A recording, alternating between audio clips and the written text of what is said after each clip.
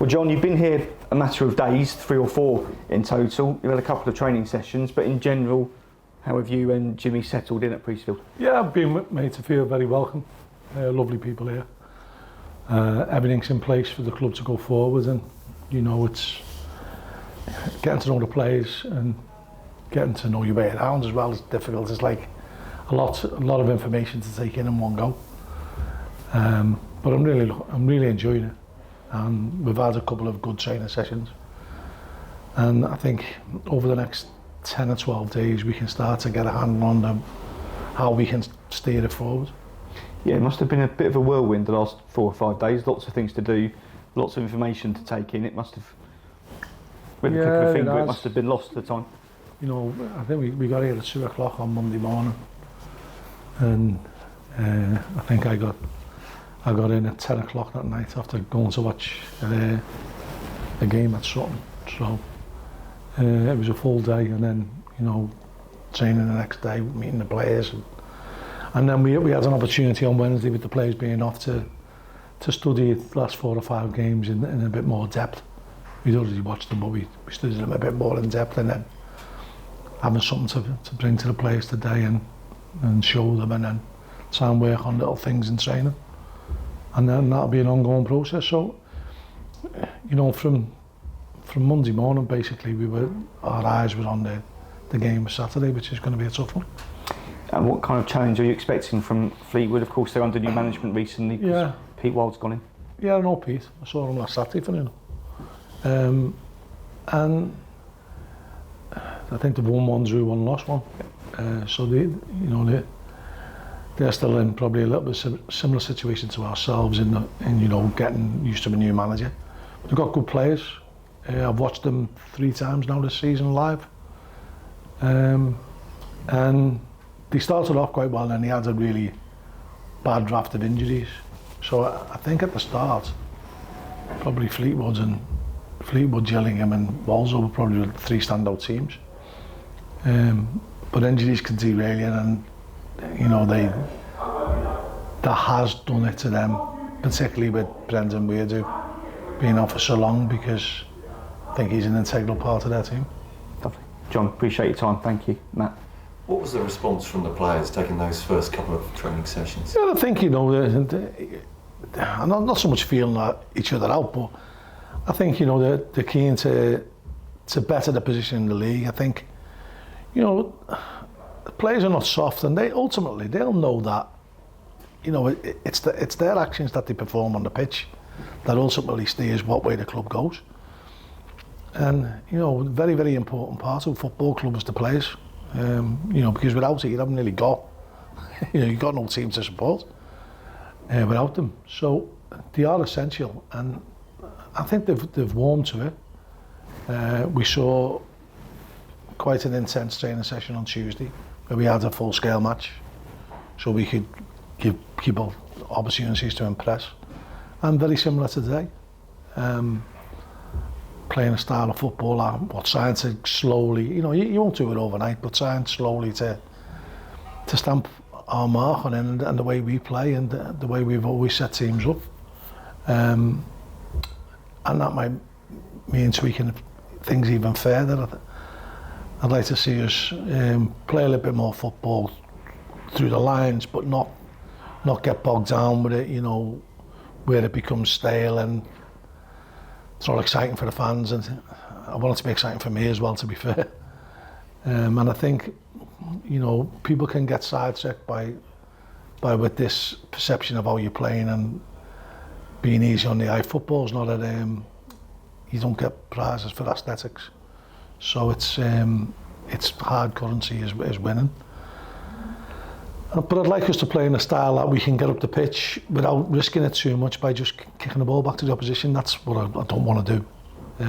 So we've got to be able to mix it up, and hopefully we will. And it's a fresh start for all these players when you look at them from obviously studying the tapes of their previous games. Do you come at it completely fresh and say, we'll build a side from here? Yeah, I think every manager who comes in and takes over a club says the same thing. Don't you know, it's a clean slate for everybody. And it is to a certain extent, you know, everything's new, and so it's new to us as well. You know, we're learning about the players, we're learning the traits of the players. learning some of the names because it's difficult. It's like being a teacher in the first day at school. You got a class of 30 and I know his name but I just can't remember it. But no, we're getting to grips with that now, quicker than what I thought we would, to be honest. And yeah, it's a fresh start for us as well, and for myself and Jimmy and the rest of the staff. But these players they're in a good club, a forward-thinking club that is structured very, very well, and we should be performing better than what we have. And that's no slight on the other previous managers, because I'm sure they've tried their hardest to do that. And sometimes you need a little bit of luck. Sometimes things just bounce in your favour. And watching the last 4 or 5 games, you can see that sometimes players can get a little bit disheartened, and it's very, very difficult to get them back up off the floor when it's like that. But we've been doing this a long time, and I think the fact that myself and Jimmy didn't play professional football, although we played a good standard at non-league and we played a hell of a lot of games, and we're both proud of our non-league careers. The novelty of being involved in full-time football, we've not got blasé about it, we've not got complacent. So every day we come in, it's a dream job, and you're still doing your dream job, and we're always thankful for that. And we never take that for granted, because we have gone up, we have been out in the real world and done jobs that our supporters will be doing and paying their hard-earned money to watch us. So we've got a duty to them to try and pay them. Is that something you need to remind the players of, almost to remind them? Yeah, not every now and again. What you love, and every now and again, yeah. This is something that you love, and it's the age-old saying, isn't it, that if you find a job that you love, you'll never work a day in your life. And for the last probably about 20 odd years, that's definitely been mine. I don't feel as though I'm working, I feel as though it's a passion. And when you feel like that, you generally give it that, you go the extra mile. And I certainly have never taken football for granted, I never will. I think Jack Nolan, one of your former players, has talked to us. He said not only how he benefited, I think, at Accrington when he was playing for you from a tough love approach, but also he did admit his confidence is on the floor at the moment. And is there something particularly you need to do as a manager, as a coach? No, I think to increase people's confidence, or to help people's confidence, you've got to get them doing what they like, and you've got to get them performing what they like well.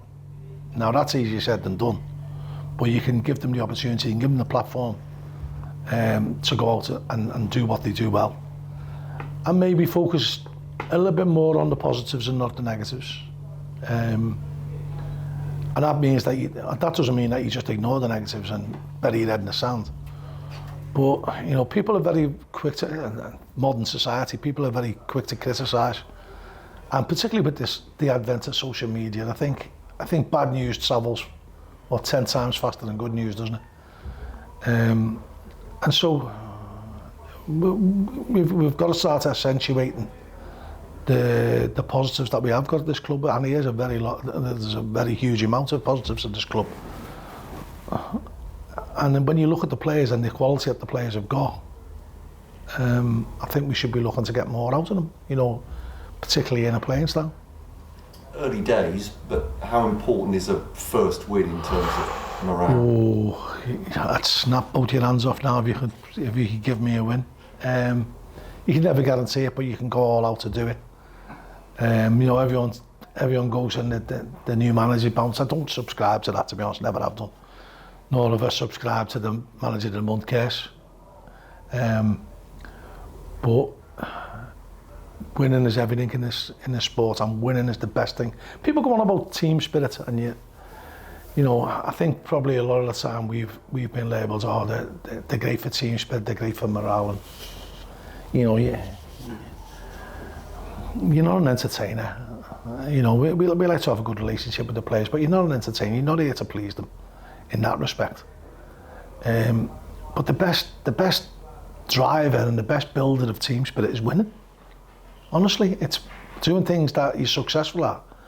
And I've found over the years that when you work hard for something, it has more of an intrinsic value that rockets when you know you've worked hard and you've seen the payoff at the end of it. Now we're going to work hard every week, and you want that payoff at the end of the week, and when you do get it, it's such a relief and such a thrill. And unless you've been in the situation, I can't describe the thrill, the feeling of the thrill that you get when you win a game of football. Now I was getting that when I was 7, when I was playing, you know, for my town team. Well, probably 9 when I was playing for my town team. But that thrill's never left me of winning. And I said, you know, earlier on in the press, earlier on in the week, the thrill of scoring a goal for me was everything. And now when my team scores, it's everything, and particularly when you've won.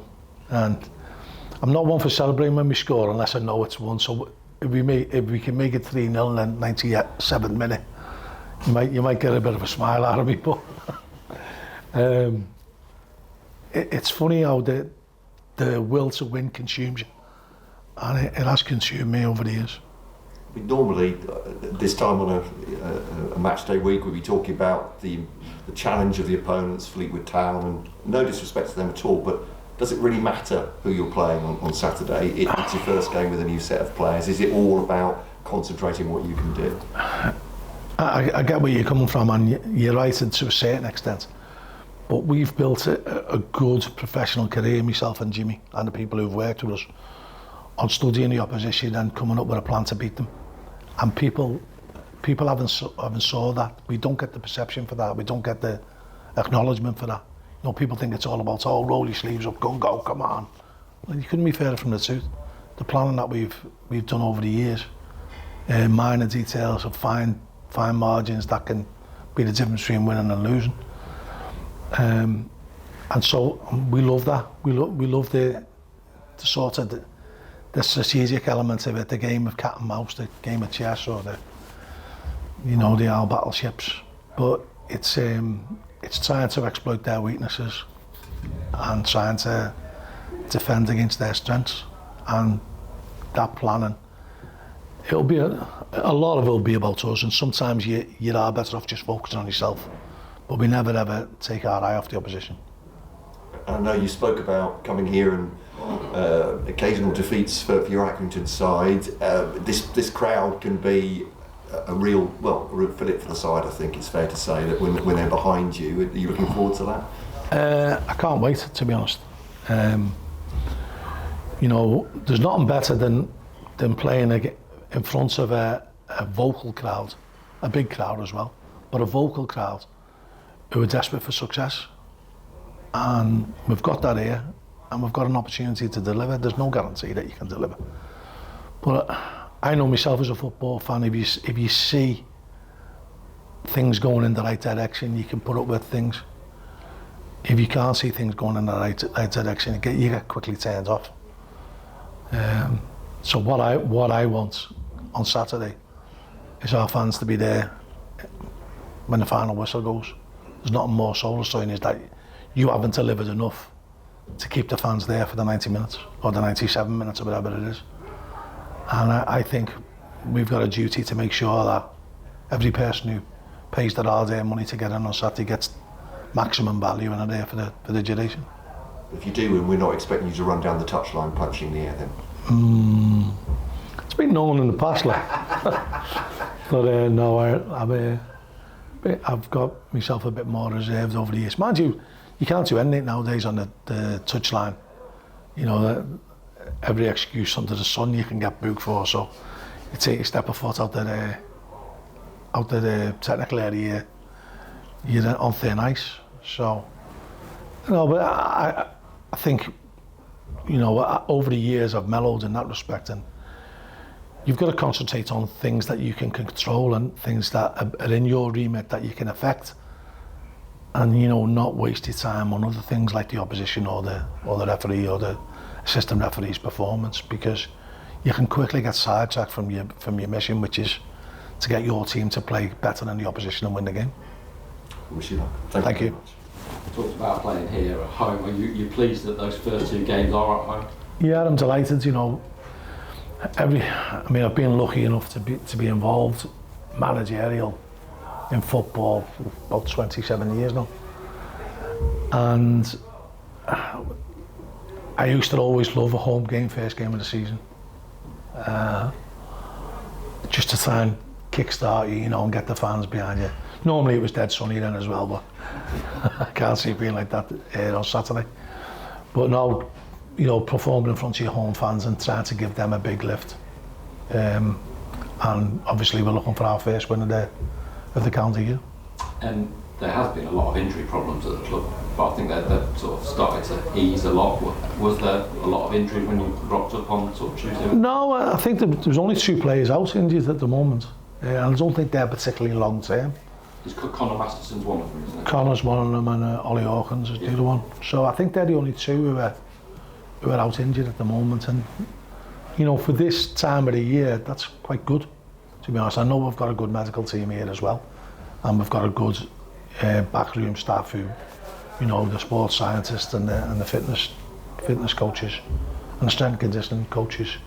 They work hard to provide that, and that is a very important part of football these days.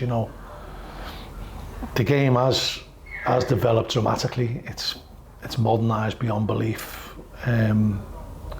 Both technical awareness and the fact that players are getting fitter, so the fitter, stronger, quicker, so they're more susceptible for injuries, and they have to be monitored carefully. And thankfully, we've got the facility to do that here. I know it's a bit of a blank canvas. Will you be looking to change the captain? Does that stay the same? Not at the moment. Everyone's got an opportunity. We've got a club captain at the moment, and Max, and he's got an opportunity himself. I will be looking to bring in new players. That's an option that I've got that I probably will take up. But everyone's got a chance now to say, well, yeah, welcome people in. They're going to play with me, not with me. And I always took that approach as a player. So when I played non-league football and I played for some good clubs, whenever we signed I was a striker. Whenever we signed a striker, I never thought he was going to take my place. I would welcome the challenge and welcome him aboard to play with me, rather than instead of me. And our players will be treated the same in that respect. And you've had conversations with Andy Hessenthaler, I take it already, about potential recruits now? Yeah, he's let me. I spoke to him more this week than I have my wife. So that tells you how good the conversation to go. You've enjoyed that, have you? You've sparring with Andy? Yeah, he's a good fella, Andy. Over the years, I've had some run-ins as well. So yeah, no, it's as I said, the structure of the club is so well run. You look at this room. There won't be many professional clubs in the lower leagues who've got a facility like this to present to the players, and people don't realise how important it is. To deliver information and for them not to be uncomfortable. And we'd like to think we're not boring when we present, but we certainly don't present for a long time. But to be having a situation like this where everyone can clearly see, there's no excuses, and I'm really, really impressed with it. And Pete Gill and Darren Abraham are still here. Is that quite pleasing for you to get that continuity helpful? Well, it gives me a steer on the way things are run. I'm not one of these people who thinks, right, it's got to be my way or no way, and I'll change things just for the sake of changing them because I want to do something different, because I want to be seen to be this is the way, and I'm making a big change and all. I'm not like that at all. I'll sit back. I'll spend my time looking at the way it's being run, with a little bit of continuity, and then tweak things as I see fit. I won't be doing everything the same as what's gone on in the past. There's certain things that I will keep, and there's certain things that I won't keep. And that takes time to look what works and what doesn't work, or for me, what doesn't work for me, and what I ultimately think what will work for the players. And if you do that, you give yourself a better chance. You don't close down your avenues, and try and take the positives out of things, and then change things that you don't agree with. And you come with your long-term assistant manager. obviously up north everyone knows Jimmy Bell. The Yeah. people that don't quite know him here, he's going to be an important figure for you, isn't he? What Yeah. do people expect? You know, Jimmy's a very forthright person. He wears his heart on his sleeve. He's very passionate about the game. As I said earlier on in the week, he's a very, very good coach. That he doesn't get the credit for that. People they don't see a hand in hand with how hard he works for a football club. So they don't see him spending hours on his laptop, analysing opposition, analysing our own team and ways that they can improve and ways that we can beat the opposition. And don't forget, we didn't have an analyst as Accrington, so we had to do most of that ourselves. So we had to get all the clips together. And if I'm going back years ago, we used to have a VHS video, and I'd sit in every Sunday and do tick charts to present to the players on a Monday. So and that took a long time. So you know, we've got the facilities here that we can use, but I know Jimmy works hard on that anyway. You know, he'll still analyse the opposition with the analyst. But his coaching, I've seen him develop as a good coach over the years. So earlier on in our career, I did all the coaching. Now I can take a step back, put it into his hands, and then I can watch and tweak things here and there. And then when I do go in and speak, it has much more of an effect, because it's not often that the players will hear me talk. So when I do talk, they tend to listen. And just finally for me, will you allow yourself to watch the game before Gillingham 12:15 kick-off? There's a couple of games that involve players that we might be signing, so we might be watching one of them. Okay. Thank you. What did Jimmy say when you told him about Gillingham's interest? Yeah, I mean, you know, he'd done a spell managing in a lower non-league team, something that was local to him. Got him out the house, to be honest, really, and so he left that 2 or 3 weeks ago. So I know he was itching to get back into football, and he was delighted with the opportunity. He realised how big a club it is, and he realised what a big opportunity it was for both of us. Has anything surprised you this week, good or bad, of what you've actually found here? The ability of the players has surprised me. I've watched Gillingham 3 or 4 times this season, and the technical ability, when you're working with them closely, you know, when you're up close and watching them for longer periods, the technical ability has surprised me. The structure of the club has definitely surprised me. I didn't realise, you know, how much they had in place, how much the club's got in place, and how much you could drive this forward. You know, we've got the facilities, and I think the facilities are only going to get better to compete in League One and ultimately the Championship. So that has surprised me. Also, the fact that I've got lost every single day in the building has also surprised me. And yeah, you know, the people, everyone who I've encountered since I've been here have been so welcoming and so pleasant with me. Hopefully that doesn't turn with a few bad results. So, you know, we're here to try and win football matches. We know that there's no getting away from that, and we'll do our very, very best to do so if we can. You talked about your excitement at the start of every season. Is that how you're looking at the next 5-6 months, effectively a mini-season for you? It is, without a doubt. It's a half season, isn't it? And it's a half season that we've got to, you know, grab with both hands. Every game's going to be vital. You never get the chances back. I've said this to players ever since I've been managing, you know, you've got an opportunity to win 3 points. Don't think, oh, well, we'll win next week. While it's there, you never get that chance back again. And so you've got to do everything in your power. You've got to grab it with both hands. And that's why we never look too far ahead. You know, we're always concentrating on the next game, because that is everything. Winning that game, and then once that's done, or once that result is done, you move on to the next game and focus all your energy into that. If it is a new set of players for you, how long have you given in your own minds to those players to impress you, or is it just going to be an ongoing to come down? It's going to be an ongoing thing to a certain extent, but I'd like to think within 2 or 3 weeks I'll know everyone's nuances. I'll know everyone's style, what they can bring to the party, what they need to improve on, and then ultimately that'll shape my decision going forward into whether I want them still here or whether I want to bring new players in to replace them. You've been described as an old school manager. Yeah. Is that fair? Are you happy? No, it's not fair.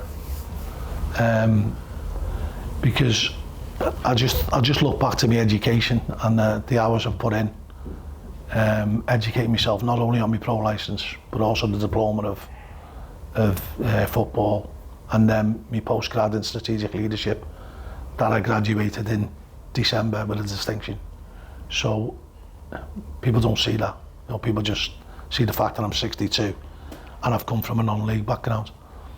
I've played some unbelievable, my teams, or our teams, myself and Jimmy's, have played some unbelievable football over the years that probably haven't got the credit it's deserved. The title winning team 6 or 7 years ago that finished above Luton, Coventry and Wickham doesn't get the credit it deserves. You know, it was a freak in football, should never have happened. The team with the lowest budget to absolutely decimate the league, playing scintillating football. I'm always looking to educate myself. I'm always looking at new ways. I'm always studying various, not only self-help books to enlighten my own learning, but I'm always studying the game. I'm a big studier of the game, how patterns of play are, how I could change, how I can counter teams when they play different formations. But if old school means that I want to win games and I want to work hard, well then yeah, I am old school. You spoke about social media being around, obviously it was now. Do you reckon you would have been a manager as long as you had if it was so that you had social media back when you started? That's a very, very good question. Well, my first year at Accrington, the manager, the owner, Eric Worley, lovely man, God rest his soul. And he had a propensity to being very, very quick to fire managers. And our first season, we had the biggest budget of the league, but we were in the Unibond First Division, which is one below the Conference North now. So and we had a big budget for that. And by Christmas Day, we were 17th in the league. So if anyone was right for the push, it was me and Jimmy. He stuck with us, and we went on an unbelievable, unbeaten run, and ended up winning the league on the last day of the season and getting promoted. I think if social media had been around then, I think the knives would have been stuck well and truly in well before we'd have got the chance to get to Christmas and go on a run. The Coleman story could have stopped dead before he started. Yeah, luckily I scored on the last day of the season. I was player manager, so I scored on the last day of the season to win the league, and that still will be my favourite moment of all time in football. It even eclipses Istanbul going to there and watching Liverpool win. But that day will never be beaten in my life, and that's how much football means to me. But social media has such an impact on what people think of you now at the moment, because it spreads like wildfire. Can I just leave you today with a comment that I read on social media from the supporters yesterday? We Gillingham fans are a good bunch. We'll back Coleman. Could you please send the weather back home? Send the weather back home. It's like summer's day here for us.